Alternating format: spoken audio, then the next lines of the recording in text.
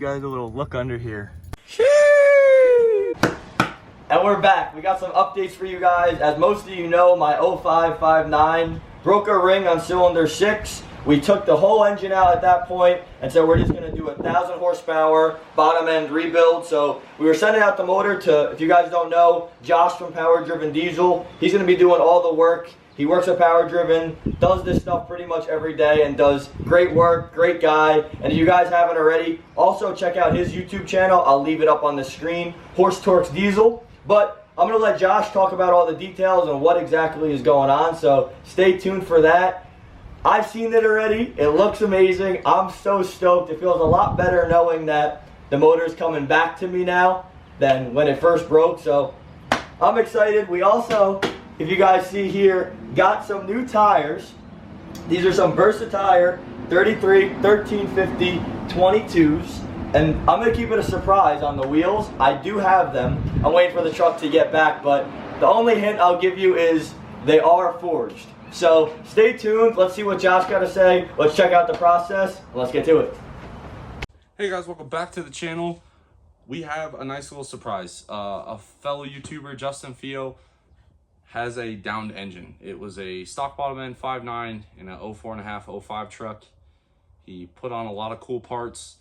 I watched the video. He had a 467.7 second gen swap, stroker CP3, bigger injectors from Flux Diesel,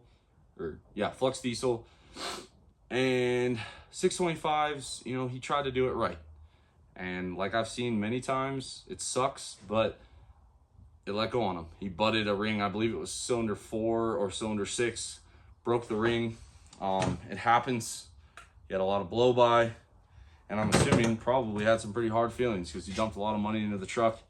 And I've been there and I see it happen quite often. Some guys will go, I mean, I remember watching the Lucero brothers with that mega cab, 1,200 horsepower on a stock bottom end. So when it's your time, it's your time. But man, did he step up big. So we have his goal, I believe it's like 750, 800. I told Justin, I was like, hey, let's just build it for 1,000. That way you got room to grow. He said, sure. So here's what we got for a recipe for him. We went ahead and bored his engine out 20 over. The scoring on cylinder 6 was enough where I thought it might clean up on a hone, but he might have some blow by from too much piss in the wall. So we went ahead, punched it out 20 over, and we got it surfaced. We got the bottom end line honed with ARP 12 mil studs that fit a factory girdle. And then from there, we went ahead and also got a fresh cam bushing installed in it. And we also went ahead and made sure his crank was balanced and also polished. It's a micro polishing our machine shop offers. Seems to help quite a bit as far as lubrication goes. So it's one of those mods I just always include in pretty much every build, unless the customer is just adamant on staying as strict to budget as they can. What it does is it just opens up the oil clearance a little bit for the higher horsepower stuff. That way you get a little bit more bearing clearance, less chance of having a bearing get stuck and spin on you. So we have ARP 12 millimeter main studs in the bottom end. Moving up from there, we have a set of Wagler as forged Street Fighter rods. You guys have seen us use these time and time again. They're in the 07. I've had them in an engine in the 05. 1600 horsepower, back to back to back, 32 poles. Never had an issue. They have this awesome 1/2 inch L19 rod fastener, a really cool lock on the cap. They take a beating and they come out looking fresh as ever. For a camshaft, he went ahead and went with a Hamilton 178-208 cam and a set of Hamilton's cast 1.45 tappets. This 178-208 cam is an extremely popular choice because it works extremely well. Really helps kick those chargers in the butt down low. And on a truck with a 467.7 on it, you're not making power at 5,000 RPM, so you might as well put the cam in there that fits the power band of the turbo and your horsepower goals. 1,800 horsepower through a cast cam, no issues whatsoever. Connected to that, we're just gonna run the Molly provided wrist pin. Again, 1,300, 1,400 horsepower. These really don't have an issue. Right around 15, you'll actually see them deflect and start to gall into the rod end and into the piston. And then we have a set of Molly Clevites rings. And from there, because it's a 178-208 cam, no fly cuts needed. We will check his piston and valve clearance, but I'm not really worried. We've done this quite often. For bearings, Molly H's for the mains, Molly H's for the rods. Hard to beat that setup. So here's his engine block, pardon the mess, UCC prep, all that. Fresh cam bearing, nice and clean. We already got it cleaned, oiled, bagged. Got his crankshaft here. We're gonna weld the gear on. And then here's all his old core parts that some of them we're gonna clean, reuse. Like I said, his oil cooler in the trash.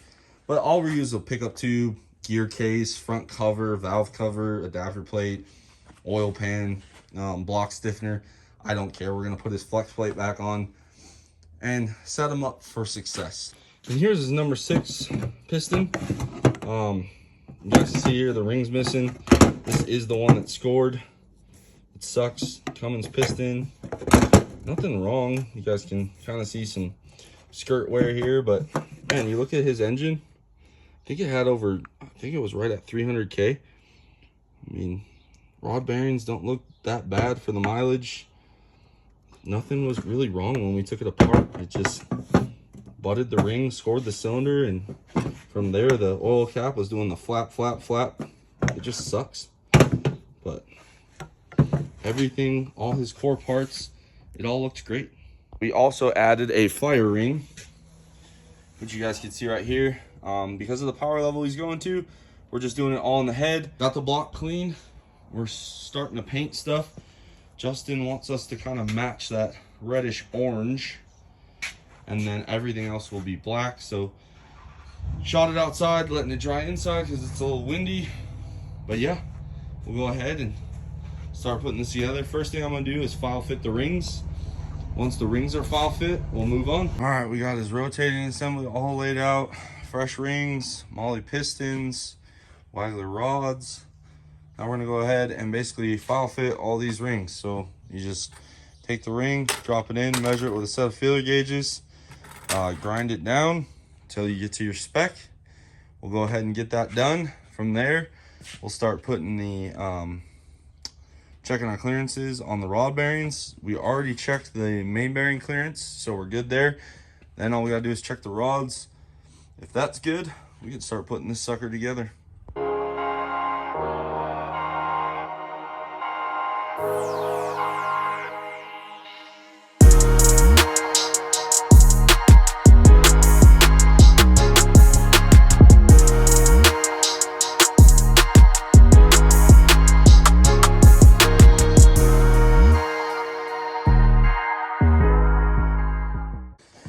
All right, got all of the rings filed. Now what we're gonna do is put all the rings on the prospective pistons. Then we're gonna go ahead, put our wrist pins in. So what we're gonna do is just clean everything real quick, put the rings on, assembly lube on the pin, small into the bushing, get the caps broke off, get to work. All right, we got the rings ground. We got our rotating assembly. I forgot to mention we did balance it for them. Ready to go, looking great. Gotta love these Wagler Street Fighters. One of my favorite connecting rods for 90% of people in the market. As far as the other parts that aren't pictured that are boring, we have an Interstate McBee upper gasket set, an Interstate McBee lower gasket set, a new Cummins oil cooler, new Cummins oil pump. We have Interstate McBee piston jet squirters. These are something, those 3 items right there I replace on every engine build. I do not negotiate with that because they're important. You wouldn't replace your entire human body and leave an old heart. These are literally what cool the pistons. I see them broken, cracked, melted.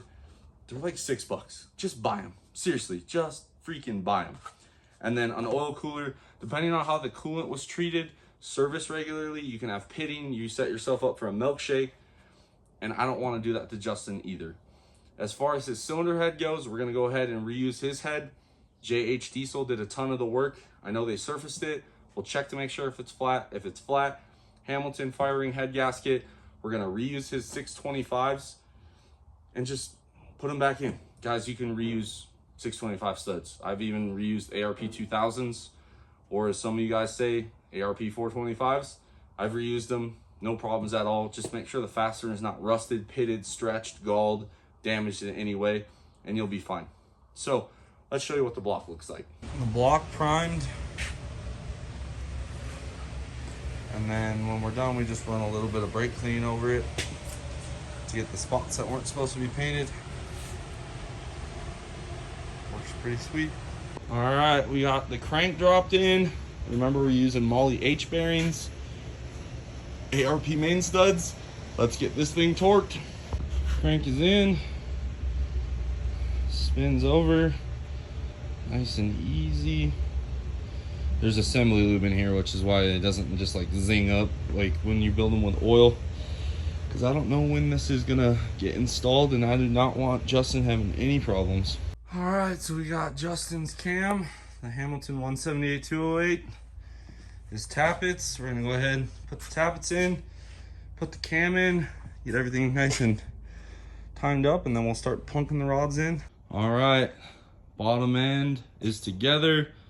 RTV on the oil pan gasket. Look at those waggler rods poking out. Good oil clearance throughout. J-Jet's cam tappets. Justin, this bottom end is getting sealed up.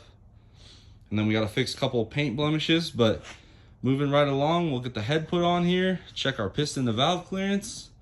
It's looking really good. So we're slowly getting the accessories on. AC alternator bracket, oil pump, front case is still on.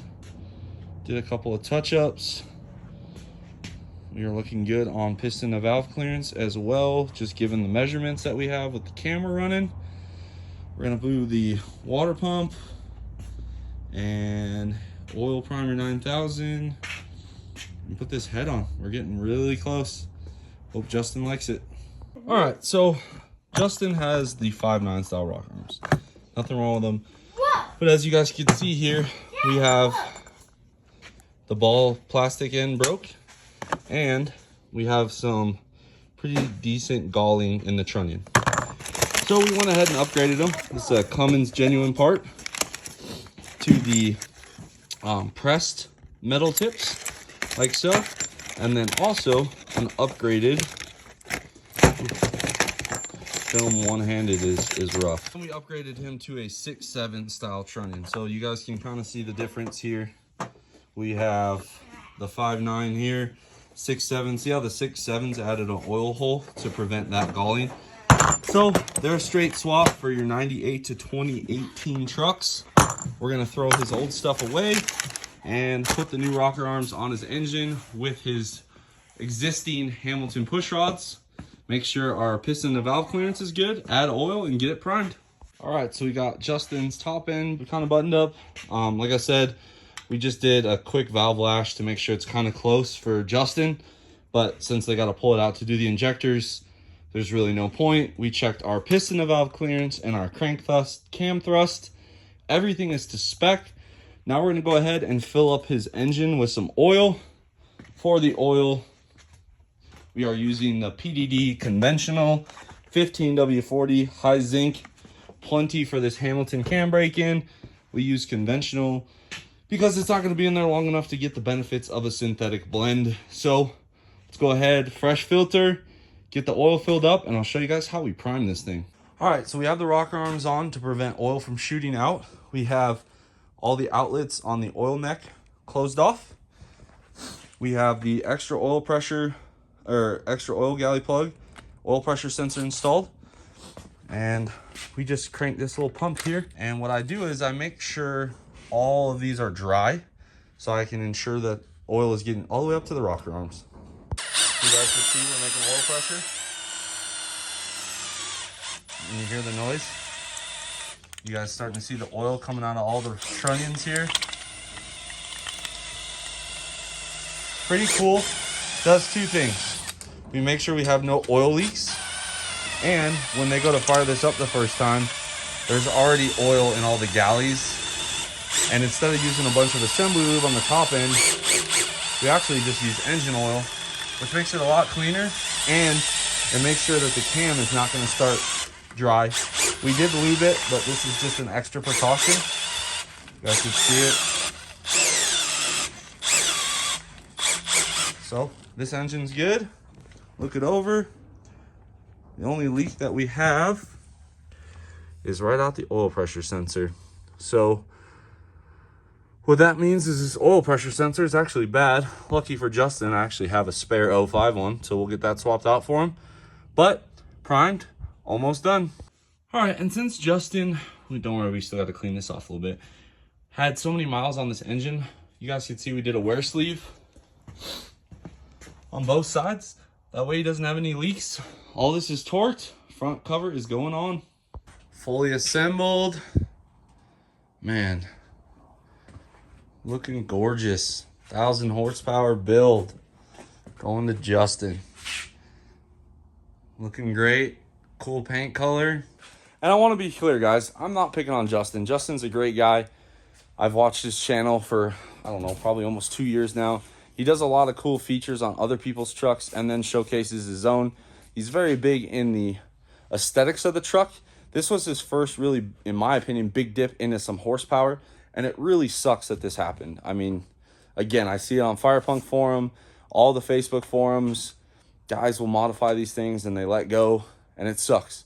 Because guys will just beat the living hell out of these stock bottom ends and they hold on forever.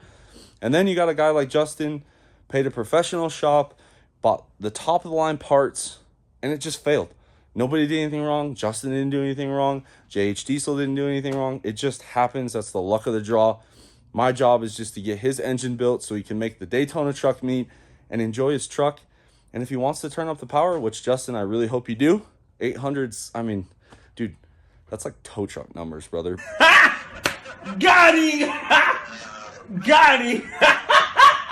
But anyway, I digress. Not everybody wants 1,500 horse in a daily driver.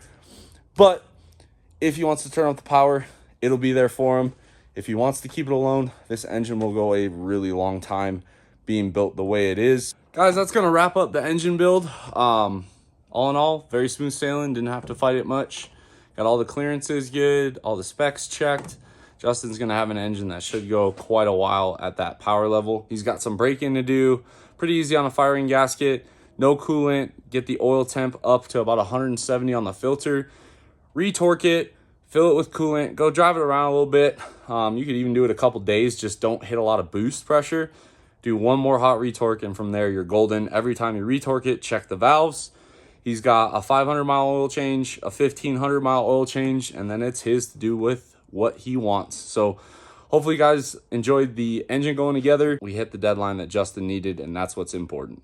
Thank you guys for watching, and really thank you to all you guys that have shown support the whole time through this whole thing. I know when stuff breaks it kind of sucks, but it really is part of the game and definitely feels nice knowing the motor is done now and it really looks amazing. Josh, you did an amazing job. I can't wait to get it back. Josh is also going to be competing at UCC this year. So for any of you guys that are out there, or definitely wish him a good luck. And I wish everybody good luck at UCC this year, that everybody just gets the numbers they're shooting for and is safe at the end of the day. So now we just wait for the motor to get back. We also have a fleece coolant bypass on the way, fleece fuel filter delete on the way, and an EGT probe. So we have the fleece coolant bypass to help keep the cylinders cooler. 5 and 6, I know the back of the engine is where it really does get hotter, so we're hoping that coolant bypass helps with specific issues kind of like this. The fuel filter delete to kind of clean up the engine bay. Considering I have a fast fuel system, there's no need for that clutter, so we're going to get that out. And the EGT probe we're going to actually hook up to my Edge CTS2 monitor and be able to monitor EGTs, which I wasn't able to do before, so I'll try to keep an eye on that and hope for further failure. But can't wait to get this thing back, and just so you guys know, once it's back, we're going to break it in, and we're going to be right back to rip it on the truck, get it on the dyno, the track, all those things that we talked about. So if you haven't already, please subscribe, like this video, and I'll catch you guys on the next one. Peace.